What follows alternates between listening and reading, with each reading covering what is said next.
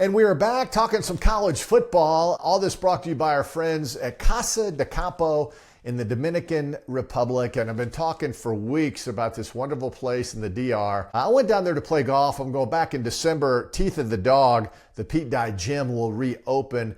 But I took the family down and we had an incredible time. I played golf, but also the family and I, we went to Sanibel Island, white sandy beaches. The captain took us over playing music over and back. We toured the place, horseback riding. We played some pickleball, some tennis. The food was outstanding. The wine was delicious. The people who waited on us, they were so friendly and so nice.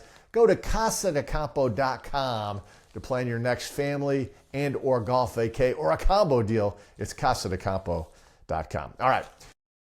Time now for the Pigskin Prognosticator of Prodigious Proportions. We're on every week, and if you listen to us, you wake up Sunday morning independently wealthy. We do early picks on Mondays on Tide 100.9 FM. That's Birmingham, Tuscaloosa, with the Sanderson boys, Coach Sanderson and Barry, and we have a lot of fun, but we go around the horn with a lot of picks here on the old Gab Box podcast and radio show. Best against the spread so far this season. Ohio State, number one in the country, 6-0-1. Memphis loses to UAB, so they're 6-1 against the spread in the season. Mississippi State, 6-1 against the spread.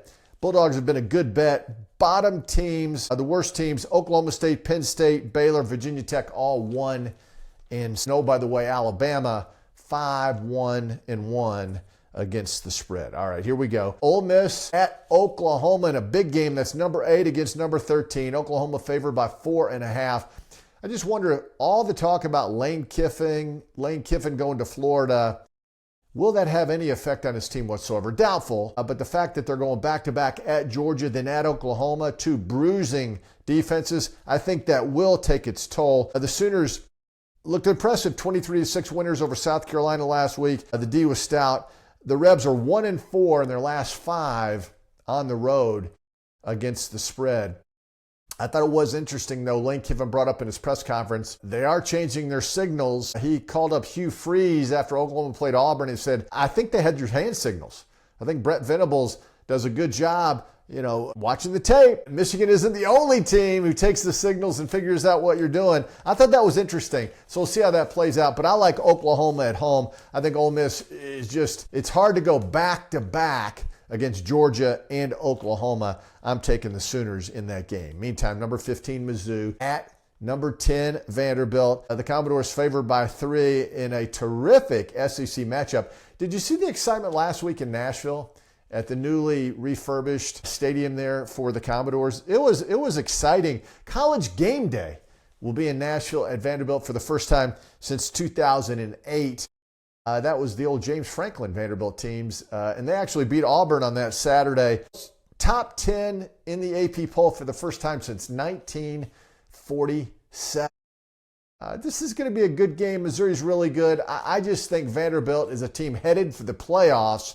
Potentially, even though they have some tough games ahead, I think potentially they could wind up 11-1 on the season. Pavia is a great quarterback. I like Vandy to cover the 3 against Missouri. Texas A&M, LSU, night game, Baton Rouge, number 3 A&M, their highest ranking in quite some time, 7-0 against LSU, who's fallen to number 20. A&M favored by 2.5 on the road. Last year, A&M won that exciting game, the Marcel Reed Show, 38-23. I don't know if you remember that, but it was offensive fireworks. I thought this was an interesting stat. 3rd down conversions this season. LSU connects 42% of the time. That's only 54th in college football. They need to do a better job at that. In the meantime, defensively, on 3rd down conversions, they're 2nd in the country, allowing opponents to convert only 22% of the time.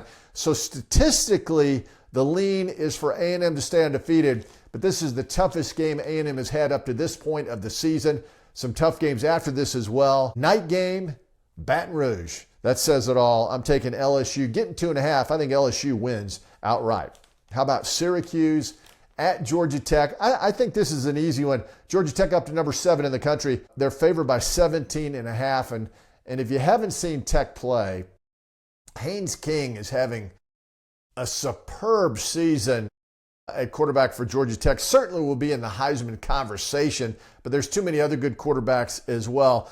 Syracuse, after they beat Clemson and lost their quarterback at the end of that game, they've lost 3 in a row. Injuries are mounting. Georgia Tech finally gets somewhat of a breather. They've had some close games, and I think they easily covered the 17.5 against Syracuse. How about UCLA against Indiana? This is the big game on Fox. This is where their pregame show is going to be. Of course, Indiana is number 2 in the land. I mean, they're having a phenomenal season. And Nico Iamaleava, they've won 3 in a row. Speaking of UCLA, and I got distracted there just for a second. They've won 3 in a row since they had the coaching change. Indiana favored by 25.5, which is a lot. Indiana's offense, they record more than 500 yards every week and 44 points a game. Fernando Mendoza is having a Heisman-type season. I really think it's between him and Ty Simpson to see who might win the Heisman Trophy. I think Indiana, 25.5. I like UCLA playing some really good football. I don't think they're going to beat Indiana, but I think 25.5 is just too many. UCLA have won 3 in a row, as we mentioned a moment ago. How about Auburn at Arkansas? The Tigers, sooner or later, they got to win a game, right? I know that sounds pretty simplistic when you're picking games, but Auburn's got too many good players. They've lost too many close ones. Now they're at Arkansas. The Hogs are favored by 1. Ever since Bobby Petrino took over, the offense has been running up and down the field for the Hogs. They're averaging over 507 yards per game. That's second in the country. Arkansas, I just think Auburn, I just don't see them going 0 for the rest of the year. And I know the coach is on the hot seat.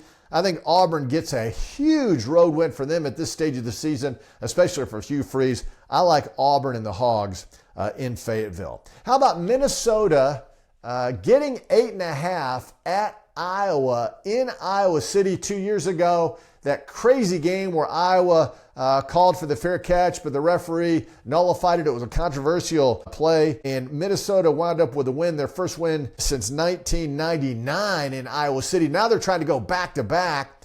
Minnesota looked really good in beating Nebraska last week.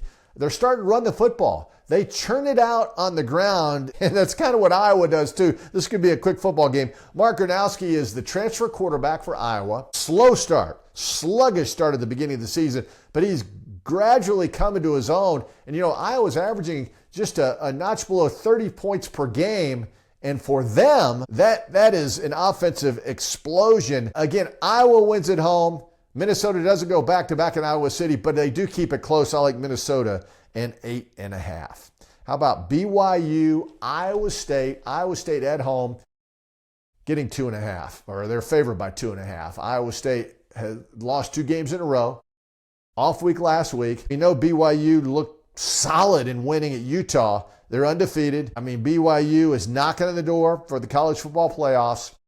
Rocco Beck just hasn't had one of those great games yet. He's been okay, but I think he is due for one of the games. And if you look at all the teams that go to Ireland to start the season, ever since they started doing that crazy trip, all those teams have suffered a sluggish mid-season swoon. Same thing for Iowa State. I think that off week will help. I think Iowa State hands BYU their first loss of the season.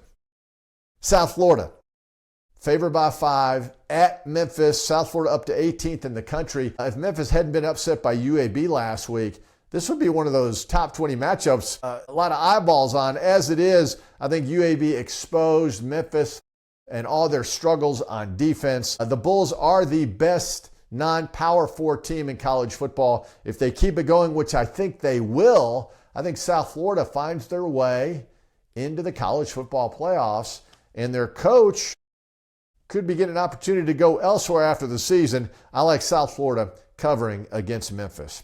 How about Alabama, 12-point favorite at South Carolina? The Tide looking to keep it going, 5 SEC games in a row. The Tide is on a roll. Ty Simpson playing at a high level. Joe Clapp, by the way, on his show this week, said that Ty Simpson, if he keeps playing like he has been for the rest of the season, no reason to think he won't.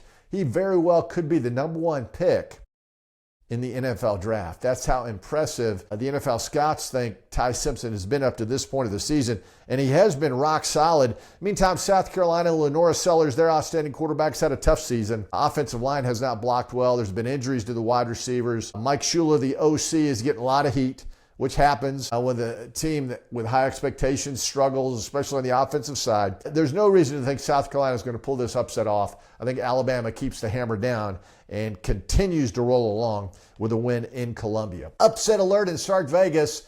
The Texas Longhorns, 7-point favorite at Mississippi State. The Longhorns number 22 in the country. Man, Kentucky ran up and down the field on them.